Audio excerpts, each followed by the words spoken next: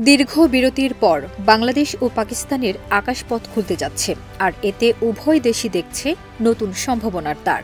দুই দেশের মধ্যে কূটনৈতিক সম্পর্কের নতুন অধ্যায় ডিসেম্বরে শুরু হতে পারে। এলএমই সার্টিফাইড বিশ্বসেরা কপারে তৈরি ওয়ালটন কেবলস, যা আপনার স্থাপনাকে রাখবে সব সময় নিরাপদ।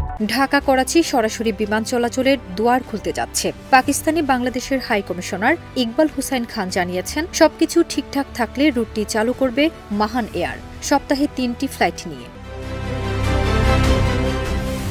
পাকিস্তানি সংবাদ মাধ্যম এক্সপ্রেস ট্রিবিউন জানায়, নতুন এই রুট চালু হলে দুই দেশের বাণিজ্য, শিক্ষা ও পর্যটন উল্লেখযোগ্যভাবে বাড়বে। হাই কমিশনার বলেন, দুই দেশের যোগাযোগ ব্যবস্থায় এটাই হবে বড় পরিবর্তন, যা আঞ্চলিক সংযোগও জোরদার করবে।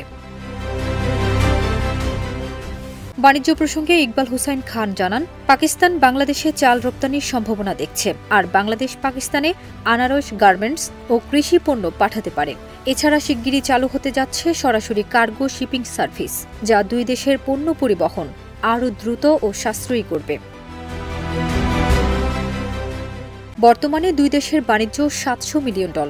সংশ্লিষ্টরা বলছেন, সরাসরি ফ্লাইট চালুর পর এই বাণিজ্য কয়েক বছরের মধ্যেই $3 বিলিয়ন পৌঁছাতে পারে। ফারজানা নিকিতা, দেশ রূপান্তর।